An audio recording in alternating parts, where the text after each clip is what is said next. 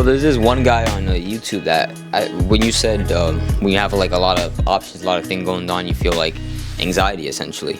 There's this one guy on YouTube which I think is very helpful when it comes to like dealing with any mental things that you have going on. Is that he puts a lot of these words like anxiety and stuff into actual definitions.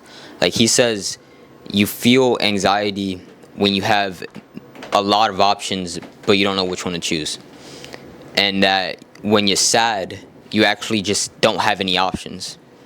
So, putting that into definition, when you are feeling anxiety, what you need to do is you need to take out a notebook, or you need to go to God and you need to figure out which one do you have to do, which option do you need, you know, instead of just saying to yourself that, oh, my anxiety is kicking in. Because when you tell yourself my anxiety is kicking in, and when you tell yourself I have stage fright, or when you tell yourself I'm sad, or I just feel depressed today, dude. Like if a friend texts you want to go out and do something, and you respond back, I just feel sad today, dude.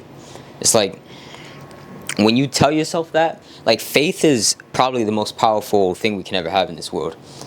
Of course, faith in God is the most powerful, but because faith as itself is just so powerful, when we tell ourselves and we have faith in ourselves that we are sad or we are depressed, that faith alone can lead to downfield. Like there's studies, I think there's this one study, I don't know what exactly it's called, but I know the grasp of it. It was like, I think it was these cleaning ladies who clean hotels, and these scientists or whatever, the people who did the study, they took two groups of the cleaning ladies. They told one group that because you're cleaning, you're moving around so much, you like burn a lot of these calories and stuff, and you like burn a lot of stuff. And they didn't tell the other group that. And when they tracked how much calories they actually burned and how much fat they actually lost, they came to find out that the group that they told that they were burning more calories actually burnt more calories because they believed that they did that. There's stuff like that with milkshakes. You can give a person two milkshakes, say one is a protein shake, say one isn't, and then because of their power of belief, the person who thought they drank the protein shake, even though it's just a regular milkshake, their body will actually start digesting that like it was a protein shake. Now it's incredible to think about, because especially if you don't even have faith in God, you can't believe anything out of what you see. Like especially if you can't believe anything unless you see it, which is bad. You should, you can't prove anything in this world. We get comments and they ask us, I'm replying to the comments, they ask us, oh, how can you prove this?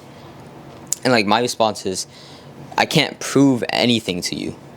I can't prove that your brother who you sleep with every single night, I can't prove that he won't get a knife and stab you. I can't prove that. You can't prove that either. You can't prove that the doctor you're going to won't give you poison. You have faith. The heck, bro? We got smoke bombed.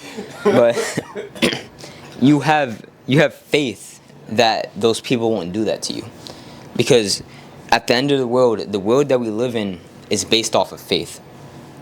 And when you put your faith in the Almighty, when you put your faith in Jesus Christ, you realize how you don't have these mental issues. I don't even know how to describe it, but you just feel relieved.